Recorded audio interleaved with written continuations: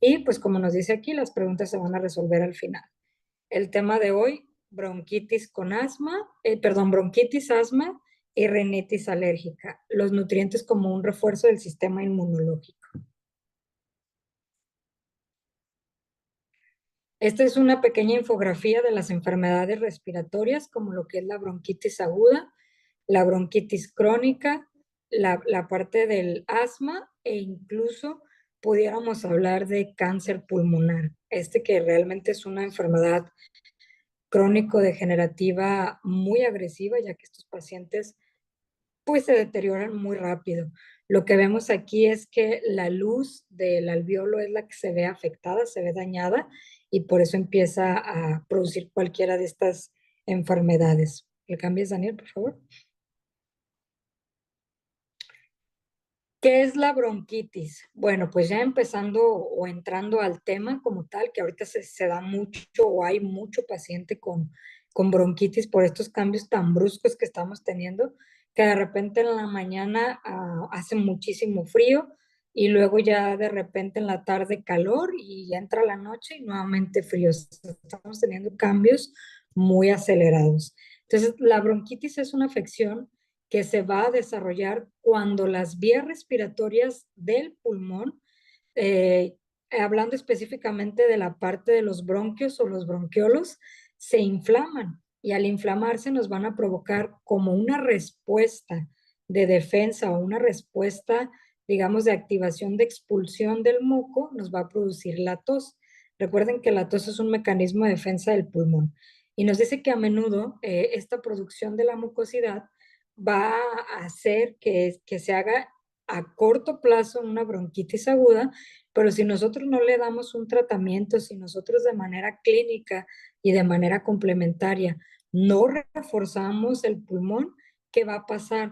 Se va a convertir en una bronquitis crónica. También nos dice que la bronquitis aguda es muy frecuente y por lo general se va a deber a una infección de temporada, como es ahorita los resfriados comunes que veíamos la semana pasada junto con la influenza. Y puede ser también contagiosa, que muchas personas piensan que ya nada más tiene la tos, ya nada más le queda la tos, ya no hay problema. Eso puede estar ocasionando, porque recuerden que la mucosidad se hace o el cuerpo la produce para, dentro de sus funciones es filtración. Entonces va a tener una función en atrapar el microorganismo que esté ocasionando la enfermedad justamente en el pulmón.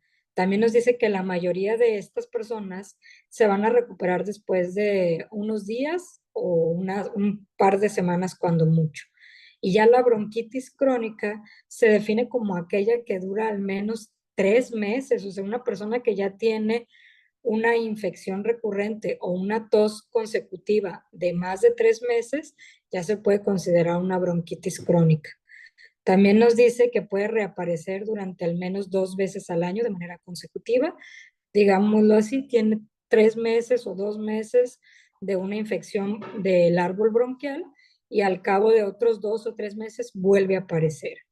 También nos dice que en la bronquitis crónica la respiración puede ser más difícil porque el recubrimiento ya de las vías, lo que veíamos anteriormente, se va a encontrar no solo llena de mucosidad, sino que también ya va a estar inflamada, ya va a tener daño en la estructura del tubo o del árbol bronquial y esto ya nos va a producir que también esta misma hinchazón o esta misma inflamación tenga una mayor producción de mucosidad. ¿De la que sigue, por favor?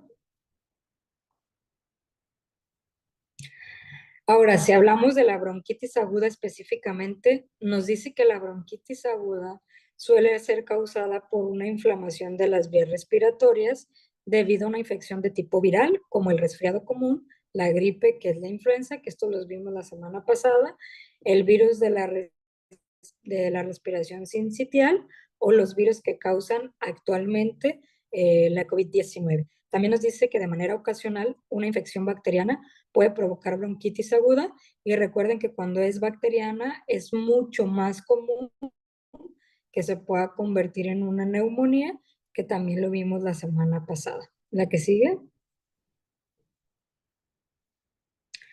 ¿Qué síntomas vamos a encontrar nosotros en estos pacientes? Bueno, pues los síntomas, sobre todo de la bronquitis aguda, duran menos de 3 semanas y pueden incluir tos con o sin mucosidad, le llamamos seca o productiva, dolor en el pecho de tipo opresivo. El paciente, por lo mismo que los bronquios están llenos de mucosidad o inflamados por el esfuerzo, el paciente siente como si tuviera el pecho apretado, como si algo no le permitiera el paso del aire o como si algo le estuviera bloqueando precisamente la función pulmonar. También los pacientes van a tener mucha fatiga, van a sentirse cansados todo el tiempo. El hecho de hacer alguna actividad o algún esfuerzo físico le va a producir precisamente que se sienta cansado. Quizás camina una cuadra, media cuadra y ya se siente fatigado. Va a haber dolor de cabeza leve, dolores corporales también leves y va a haber ligero dolor de garganta, que claro, si la tos es muy seca, se puede empezar a irritar un poquito la parte de la garganta, la faringe y la laringe, y puede llegar a hacerse un poquito más crónica. La que sigue, por favor. Esta es una pequeña infografía. Últimamente hemos optado por ponerles infografía, porque si ustedes le toman una foto a esto, tienen una información básica de lo que es la patología. Hablando de la bronquitis aguda, nos dice que esta generalmente va a ser solo la inflamación en los bronquios, sobre todo en los bronquios primarios, que son los más grandes, y en los bronquios secundarios. Es muy raro encontrar una bronquitis que se den los bronquios terciarios, aunque sí existe, pero ya es por una complicación mayor. También nos dice que las glándulas de las paredes van a producir gran cantidad de moco como mecanismo de defensa, lo cual hace una mayor obstrucción, no solo por inflamación, sino también por saturación de la mucosidad. Dentro de los efectos que vamos a tener en la bronquitis, pues se va a ver inflamada, va a estar hinchados los tejidos, van a tener mayor profundidad y tratar o tener un mayor esfuerzo para poder introducir el aire a la parte de los pulmones, específicamente al alveolo, para poder tener este intercambio de gases que nos permite obtener el oxígeno del medio exterior. La que sigue, por favor. Hablando de la bronquitis crónica, nos dice que los síntomas frecuentes junto con el enfisema, que se puede ya complicar, y el asma, sobre todo en pacientes con enfermedades pulmonares obstructivas crónicas, o sea, enfermedades ya que tienen un periodo muy largo y que normalmente se va a dar por una condición de o un daño o la cuestión de un hábito de tabaquismo o personas que quizás ya mayores cocinaron por mucho tiempo con leña, que actualmente ya es muy raro encontrarlo. ¿Qué sí podemos encontrar? Adultos mayores que trabajaron quizás en minas o en la cuestión del trabajo de la cantera, que se puede hacer una silicosis por inhalación de algunos materiales y nos puede producir un EPOC. ¿Qué puede pasar con estos pacientes? Por lo general son pacientes que son ya de la tercera edad, de una edad ya muy avanzada, que tienen exposición a gases o ciertos tipos de polvos. Como les decía, otra de las trabajos, perdón, que llegan a producir una enfermedad pulmonar obstructiva son todos aquellos pacientes que trabajan con solventes, como lo son los pacientes que trabajan en la carpintería, los pacientes que trabajan en los talleres de detallado de automóviles o los pacientes que trabajan con pinturas, pero pinturas de tipo químicas plásticas. Esas pinturas traen mucho plomo y ese plomo se queda. Ese material entra a los pulmones y es muy complicado ya que el pulmón lo pueda expulsar. Por eso se va inflamando de manera crónica y puede llegarnos a producir precisamente una enfermedad pulmonar obstructiva. También los antecedentes familiares de una enfermedad pulmonar obstructiva son un riesgo para una bronquitis crónica, antecedentes de enfermedades respiratorias de que de pequeños quizás tuvieron asma, si existe la fibrosis quística o si existe alguna bronquiectasia, o sea que si nuestra parte de las venas o arterias del pulmón llegan a tener alguna alteración, también eso se podría convertir en una bronquitis crónica. Una enfermedad por reflujo gastrointestinal Esto actualmente se está dando mucho por el tipo de alimentación que llevamos. El paciente está presentando mucho reflujo gastroesofágico y eso a su vez hace que se empiece a inflamar todo lo que es la parte de la faringe y laringe y a su vez empieza a producir menos entrada de aire, lo que hace que también los bronquios se empiezan a inflamar. También la bronquitis crónica nos dice que no aumenta el riesgo de padecer COVID, o sea, quiere decir que si tú tienes bronquitis, no eres un paciente vulnerable, pero sí que puede pasar, de COVID, sí puede complicarse el cuadro patológico. La que sigue, por favor. Esta es una diapositiva de bronquitis crónica. Si ustedes ven en la parte de arriba el primer bronquio, ese que vemos de color naranjita y al centro rosa, sería el bronquio de manera normal, con sus cilios de manera normal. El segundo podría ser una bronquitis de tipo aguda o una bronquitis recurrente. Y ya el que tenemos hasta abajo, el tercero, ya es una bronquitis crónica. Si se fijan, incluso ya tiene mayor obstrucción, mayor producción de mucosidad y eso hace que el aire pase con mucho menos potencia, frecuencia y cantidad. A la que sigue, por favor.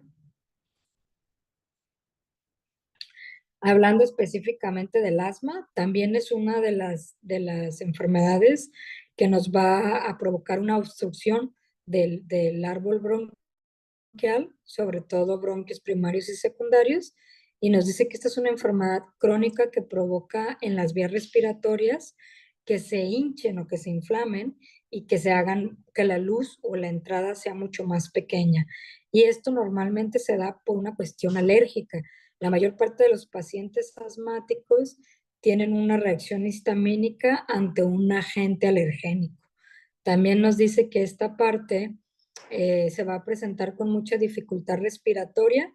Vamos a tener un sonido en el paciente que se conoce como sibilancia.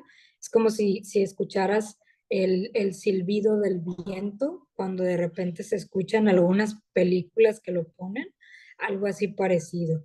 También nos dice que va a haber falta de aliento, opresión en el pecho y tos. A diferencia de la bronquitis, que también la bronquitis nos puede producir eso, ¿qué es la diferencia entre bronquitis y asma? Que el asma es más obstructivo todavía, se cierra totalmente el bronquio. El otro de repente tiene pequeños pasos de aire, pero en el asma ya no va a haber paso. Por eso es que normalmente como tratamiento se utilizan corticosteroides para romper el espasmo. ¿Qué causa el asma? El asma es causado por una hinchazón, o sea, una inflamación de las vías respiratorias. Cuando esta se presenta, se va a presentar también un ataque de asma, donde el recubrimiento de las vías respiratorias va a verse rodeado por una tensión. Este músculo del bronquio, como les digo, se cierra totalmente. Es como si produjera un espasmo que no le permite liberarse. Esa tensión no le permite abrir el bronquio para que pase el aire. El problema del asmático es que el aire no sale y al no salir produce una presión interna en el pulmón que lo hace tener esa ansiedad y ese dolor constante en el pecho. También nos dice que este estrechamiento reduce la cantidad de aire que puede pasar por los bronquios. La que sigue, por favor. ¿Cuáles son los síntomas que nosotros vamos a encontrar en asma? Los síntomas de asma pueden ser provocados por la inhalación de sustancias llamadas alergénicos o alérgenos o desencadenantes de esto. Si ustedes se fijan en la imagen, la vía respiratoria de manera normal tiene una muy buena entrada de la luz o muy buena entrada para el paso del aire.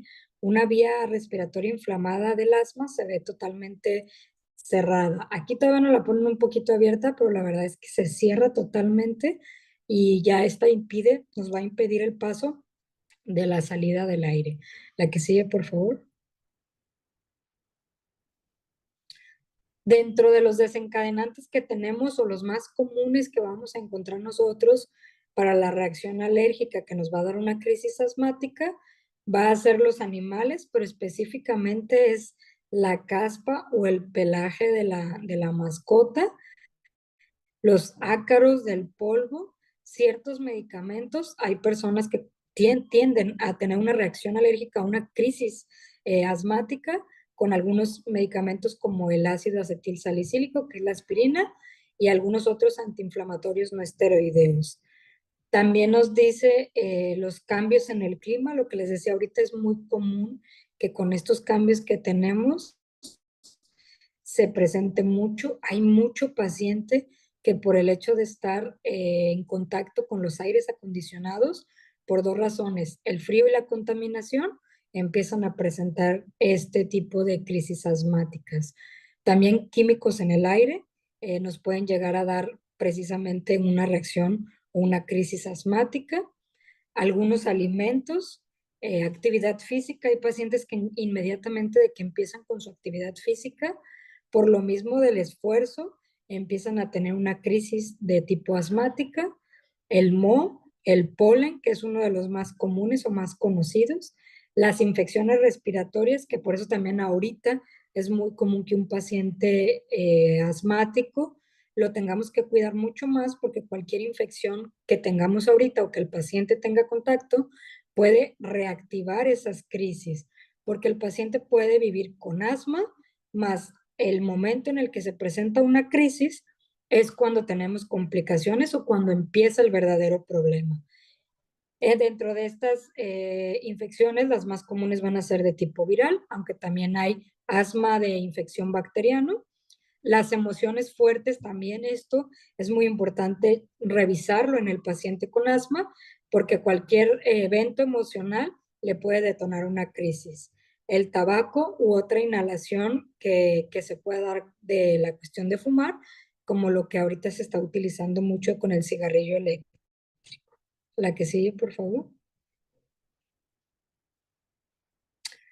Las sustancias que se encuentran en algunos lugares de trabajo, lo que les decía, como la parte de la carpintería, que son trabajos de tipo ocupacional, nos pueden llegar a alterar mucho. Hay ciertas maderas que pueden llegar a ser, incluso en un paciente que no tenga asma o que no tenga una enfermedad respiratoria, puede llegar a estimular mucho la cuestión del pulmón, entre ellos el polvo de la madera, el polvo de los granos, que muchas personas también trabajan en la molienda de granos, la caspa de los animales, como lo veíamos, los hongos o los químicos.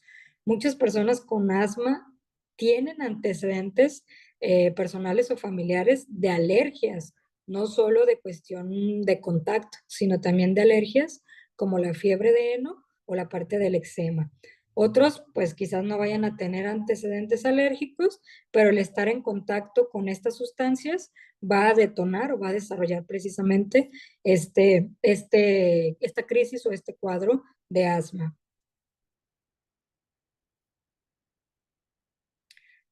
¿Qué síntomas vamos a encontrar en estos pacientes? Van a ser muy variados dependiendo del agente patógeno, pero nos dice que los síntomas de asma van a ser, por ejemplo, síntomas que tienen ya mucho tiempo, que van a hacer con actividad física y una fatiga, y que también las personas con asma van a tener ataques de manera separados o de tipo periódico, que no presentan síntomas previos. De repente nada más el paciente siente la obstrucción y empieza a sentir precisamente este bloqueo y la dificultad para respirar, que eso es lo más común que vamos a ver en ellos.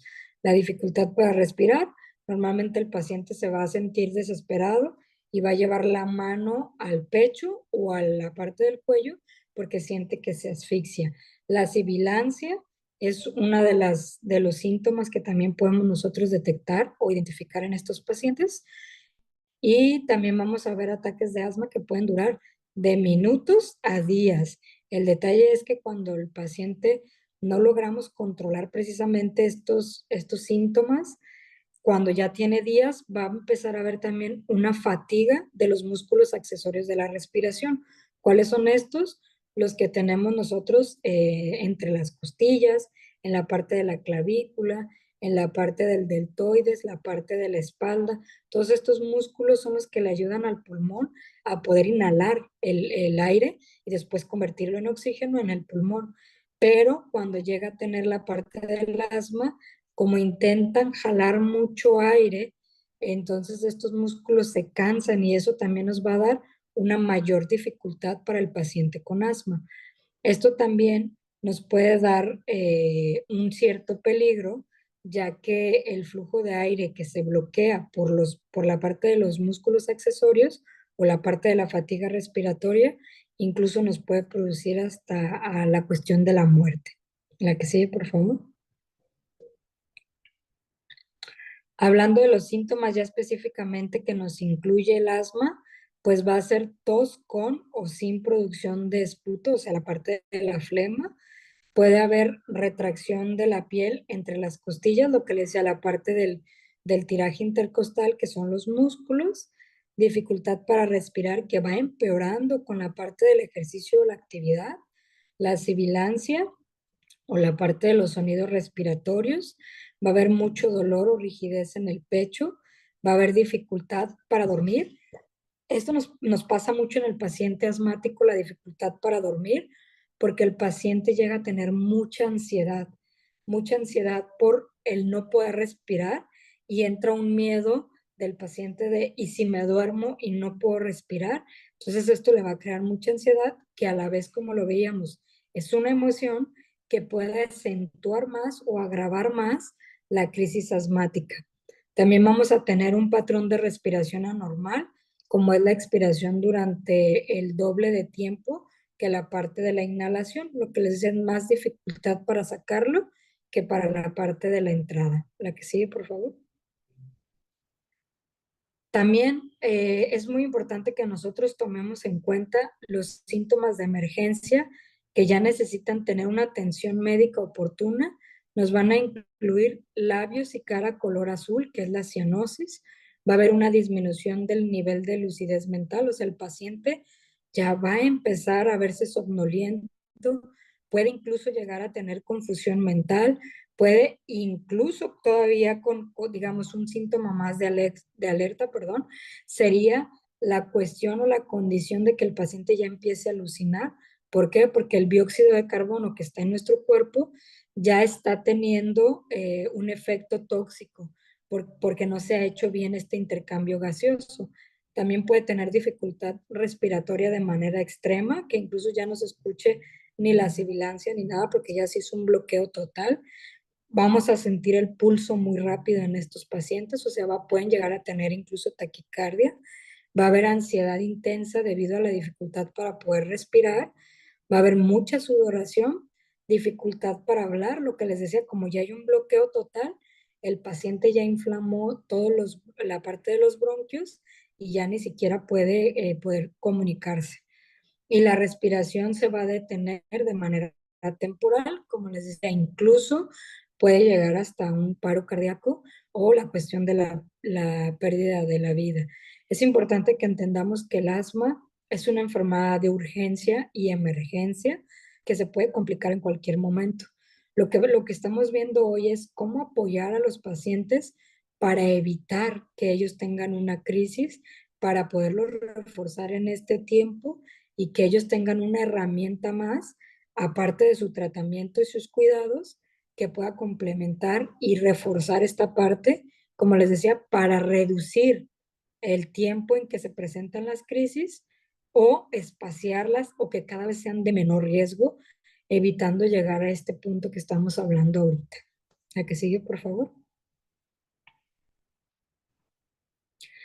Esta es la infografía que dejamos para la parte de asma.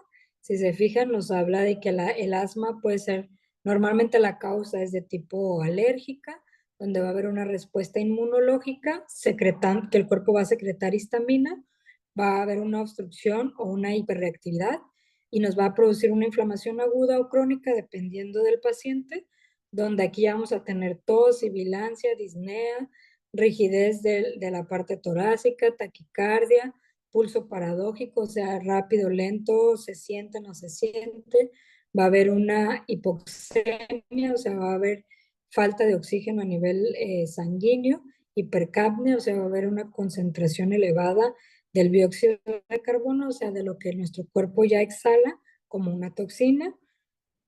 Alguna de las cuestiones que vamos a tener, si el paciente sigue hiperventilando, o sea, sigue jalando aire porque tiene esta necesidad, va a haber una acidosis, sobre todo va a ser la acidosis respiratoria, va a haber aleteo nasal, o sea, el paciente en sus fosas nasales las va a tratar de abrir más para tratar de introducir más aire, pero decíamos, el problema no es la entrada de aire, sino la salida de los gases y el intercambio. Va a haber tiraje a nivel supraclavicular, intercostal y subcostal, o sea, la parte de lo que les explicaba. Entre las costillas, la parte de la clavícula y la parte de los omóplatos. La que sigue, por favor. Y hablando por último de la patología que nos queda, la rinitis alérgica, que también es una de las más comunes en este tiempo, y nos dice que este es un diagnóstico asociado con un conjunto de síntomas, no es el único, que van a afectar la parte de la nariz. Estos síntomas se van a presentar cuando la persona inhala algo a lo que es alérgico, como el polvo, la caspa, el polen, y los síntomas pueden ocurrir cuando la persona consume también ciertos alimentos que le producen alergia. Nos dice que esta parte va a estar enfocada, o lo que vamos a hablar hoy va a estar enfocada a la rinitis alérgica debido al polen, sobre todo al polen de las plantas, que ahorita hay mucho desprendimiento, y la rinitis alérgica que comúnmente se denomina fiebre de heno o alergia estacional. La que sigue, por favor. Las causas. Una parte de las causas, o como ya lo decíamos, va a ser el alergeno y el más común o el desencadenante en la rinitis alérgica va a ser el polen, el moho, la caspa de los animales, el polvo, y el cuerpo va a liberar ciertos químicos como es la histamina y nos va a dar esta reacción. Las plantas causan la fiebre de heno, son árboles, pasto o la ambrosía, que es también un tipo de maleza que se da. Y nos dice que el polen va a ser transportado por el viento. Ahorita tenemos muchos vientos, no hay tanto polen, pero sí bastantes vientos, y los cambios de temperatura también nos afectan bastante. Los tipos de plantas normalmente, como les decía, va a ser más los de tipo árbol y por viento. La que sigue, por favor. La cantidad de polen en el aire puede afectar el desarrollo de los síntomas de la fiebre de heno o no. Lo que les decía, ahorita no tenemos tanto polen, pero que sí hay muchas bajas de temperatura. Entonces, las bajas de temperatura, junto con el polen que existe ahorita y los vientos, hace que se presente la rinitis alérgica, sobre todo una rinitis alérgica que se va a ver complicada con un resfriado común. También los días muy secos o los días que ahorita hemos tenido estos cambios de lluvia, que hemos tenido estos cambios de repente frío, de repente calor, hacen precisamente que el cuerpo no tenga esta adaptación y empiece a manifestarse o tenga un mayor riesgo el paciente de presentar los síntomas. La que sigue, por favor.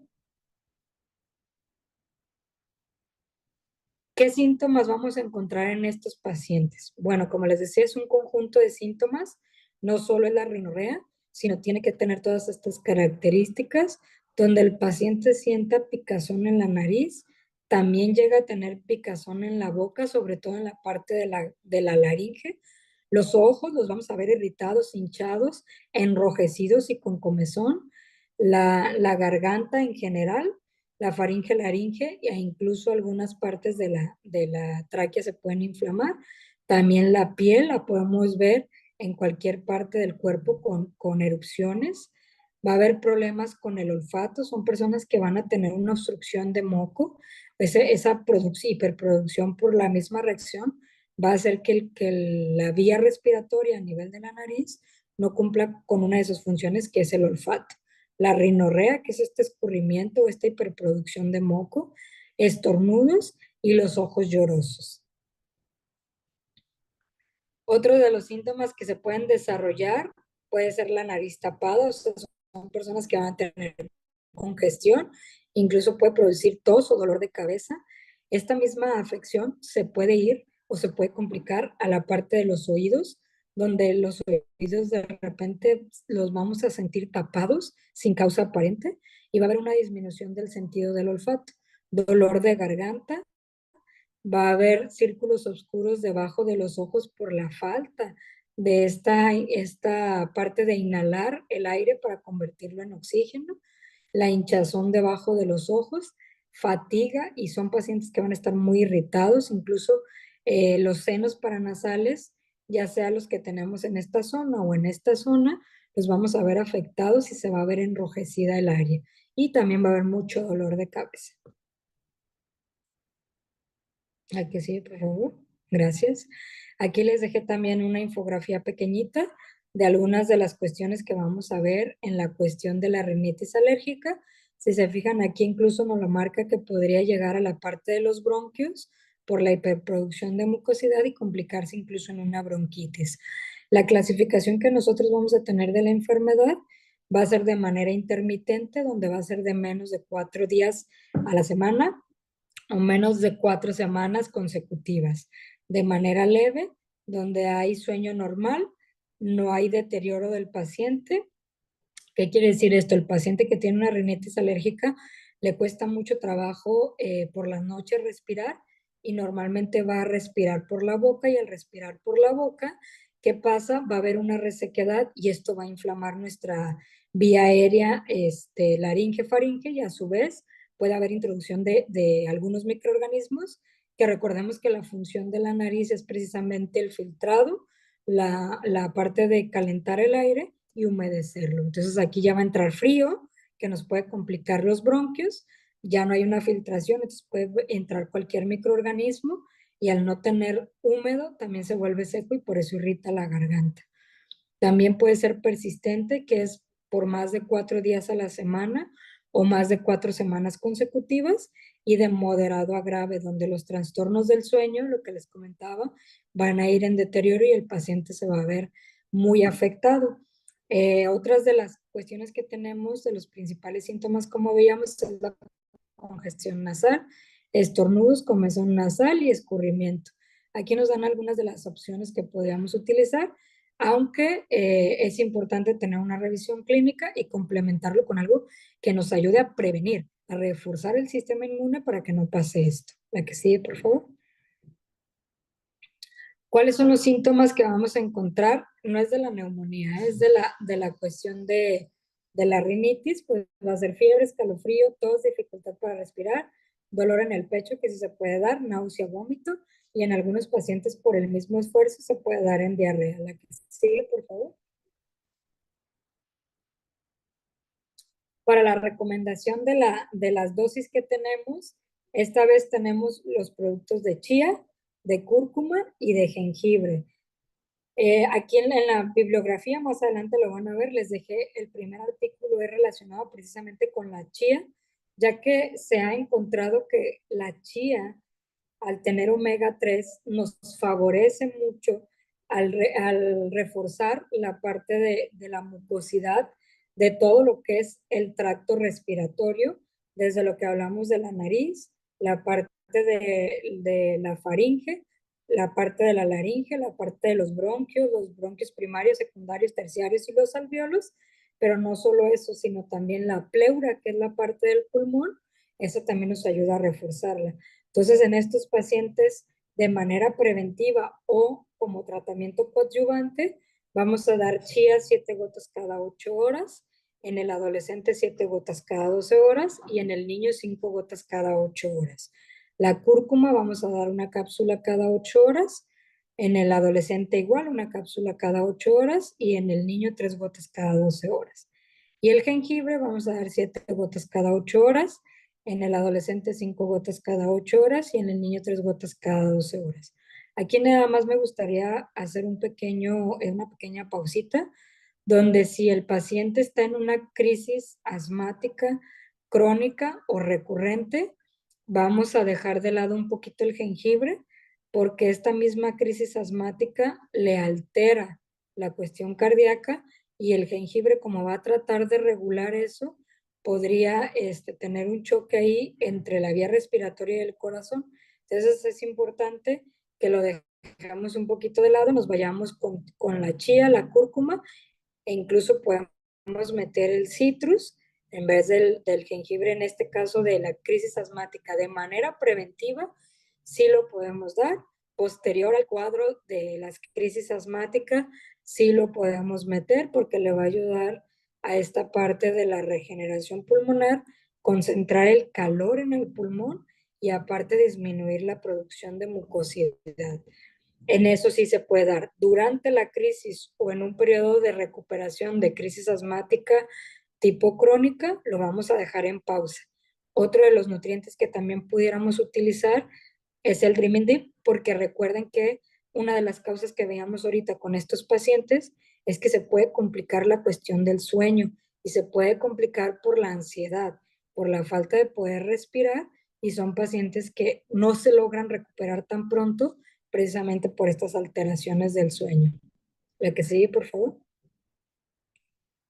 Como les comentaba, les dejo como siempre una bibliografía que les va a ayudar bastante.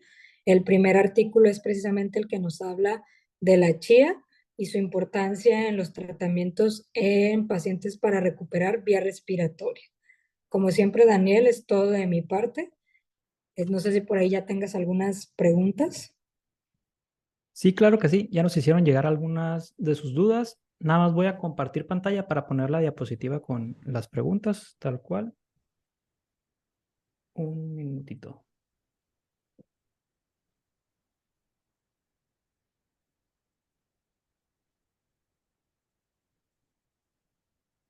Y le voy dando lectura aquí en el chat. Ya nos hicieron llegar algunas de sus dudas. Les recuerdo que nos pueden escribir directamente en el chat y les voy dando lectura tal cual como nos fueron escribiendo en el mismo orden. La primera pregunta que nos hacen: ¿qué tanto afecta tener en un ventilador en el techo encendido durante la noche? Te afecta bastante. Depende mucho porque acuérdate que la higiene del sueño nos recomienda siempre que el cuarto donde vamos a tener el descanso, pues sí tenga una temperatura agradable. Sí te afecta porque normalmente este tipo de ventiladores, ya sea aire acondicionado o ventiladores del techo, por lo general quedan directo con la persona y eso te está enfriando la cuestión del pulmón. Entonces, sí te llega a afectar. Incluso hay pacientes que llegan a tener una hiperproducción de moco, que normalmente en las mañanas lo van a reflejar como una flema recurrente. Y eso ya te habla de que a largo plazo puedes empezar a tener una complicación a nivel de bronquios. Ok. Si empezamos a sentir la sintomatología, digamos, de noche tenemos síntomas que cuerpo cortado, hay algo de mucosidad, dolores de cabeza, ¿sería más conveniente de manera preventiva irnos por el citrus o ya empezar a tomar jengibre para suponer que ya amanecer con algo de más de síntomas, digamos? Como les recomendaba desde la semana pasada, si ustedes combinan el citrus con el jengibre, van a tener un mejor resultado, porque el jengibre, dentro de los estudios que les dejé la semana pasada y esta semana, tiene un efecto antiinflamatorio y termogénico a nivel de producir calor en el pulmón. Entonces también lo protege. Y la vitamina C, como siempre, saben que es un antioxidante, pero también es un reforzador del sistema inmunológico. Yo te recomiendo que los combines ambos. Combinado sería la dosis. Bueno, hacemos un espacio porque esta pregunta nos las hacen de otra temática, pero creo que se puede responder. Dice: mi dificultad actual tiene que ver con mi próstata, ya que presento dificultad en la orina y con dificultad en la orina y cuando retengo por largo tiempo y casi siempre es en la madrugada, también quiero agregar que orino constantemente. Sé que esto se debe por una hiperplasia prostática y quiero destacar que mi último examen de antígeno marcó un valor cerca de 6. Esto también me ha provocado una marcada disfunción eréctil. Por lo anterior expuesto, agradezco su orientación médica con estas nuevas alternativas naturales. Sí, mira, ahí lo más ideal es que inicies con la cúrcuma, porque acuérdate que si es una hiperplasia, que ya se está provocando una inflamación y una obstrucción. Entonces, aparte de tu tratamiento clínico que ya tengas o tu valoración clínica que ya tengas, como tratamiento complementario es introducir la cúrcuma. Ahí la dosis yo te recomendaría por los parámetros que nos das ahorita de tu antígeno prostático, que inicies con una cápsula cada 8 horas. Muy bien. Bueno, nos están agradeciendo aquí personas que ya están recibiendo el producto. También nos dan su testimonio que dice que cené hace 2 meses de una fuerte alergia respiratoria que tenía desde el mes de abril de este año, consumiendo citrus, jengibre, cúrcuma y chía. Excelente. Nos comentan, además de sus grandes beneficios respiratorios, ¿cómo se debe de tomar para quemar grasa? Yo hago gimnasia. ¿Cómo se debe de tomar? ¿Cuál quieres tomar? Porque todos te podrían servir para quemar grasa. Porque acuérdate, cúrcuma es antiinflamatorio. La grasa como tal, actualmente ya no se le llama obesidad o ya no se le, término médico ya no se le llama así, sino que es una inflamación del tejido adiposo, por lo cual te va a desinflamar y te va a ayudar a drenar. El jengibre, al ser termogénico, pues obviamente te va a ayudar al control de peso y a la eliminación de la grasa. El dormir bien, si tú no duermes bien, por más ejercicio que hagas, por más nutrición que tengas, no te va a permitir bajar de peso por los niveles de cortisol que se generan al no dormir bien. Entonces el Dreaming Deep te ayuda a dormir bien. La chía recuerda que es hormorregulador, entonces por lo cual también te va a ayudar a regular todos esos ejes o ese eje que te permite el control o la regulación del peso. Y la vitamina C, al tener vitamina C, D y E, fortalece en la parte del hígado y la parte de la circulación que también te ayuda a la pérdida de peso. Ahora sí que tienes para Tiene escoger para elegir cuál es bastante. el que quieres para poderte dar una recomendación. Jengibre nos comentaba que era el que, pero ya tiene más completa ahí Ah, la dosis, el ya. jengibre, sí. Sí, no, y el jengibre, acuérdense que les recomiendo mucho, sobre todo cuando vas a hacer ejercicio, que lo pongas en tu agua para que estés tomando y mientras estás haciendo ejercicio estás activando los procesos termogénicos. Entonces, 20 gotitas en tu botella de medio litro de agua y estarla tomando durante el ejercicio. Sí, yo también tuve experiencia con precisamente la chía y el jengibre, los dos combinados.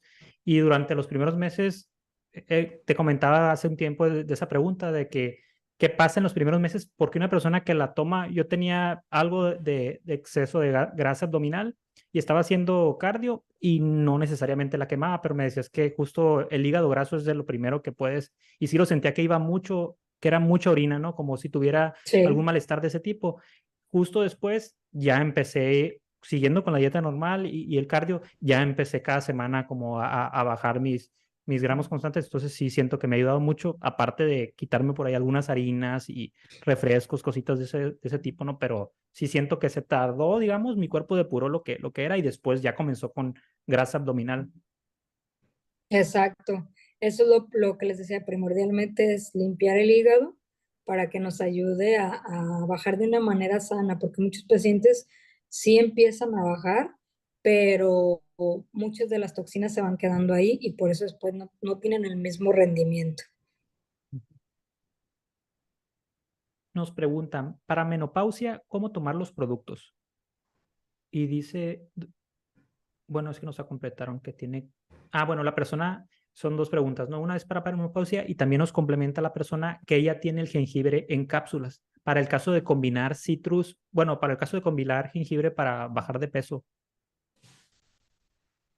Sí, pues puedes reventar la cápsula, porque sí se puede reventar, pero si no, pues te tomas una cápsula en la mañana y una en la noche, que es cuando más actividad termogénica puedes desarrollar. Ok. Y me hiciste otra pregunta, ¿verdad, Daniel? Sí, para menopausia, menopausia. ¿cómo tomar los productos? De la menopausia sí es importante que nos describan un poquito más, porque no en todas las mujeres se vive de la misma manera. En algunas la vivimos con cambios de humor, que nada más pasa eso, y tenemos el Dreaming Deep. En algunas otras mujeres la podemos vivir o se vive con la cuestión de los famosos bochornos. Hay otras que pueden llegar a tener debilidad del sistema nervioso, problemas circulatorios. Así es importante describir cuáles son sus síntomas o qué es lo que está padeciendo ahorita durante la menopausia para poder darle un abordaje mejor. Ok. Nos complementa aquí en el chat Arturo, dice, si la cápsula la pones en agua tibia, se disuelve en un par de minutos. Ahí tiene el dato para quienes ya están consumiendo en cápsula, tener esa... Es que habrá circunstancias en las que es más fácil consumirla en cápsula, pero para cierto tipo de soluciones o mezclas, pues tal vez ahí en gotero, ¿no? Ujú.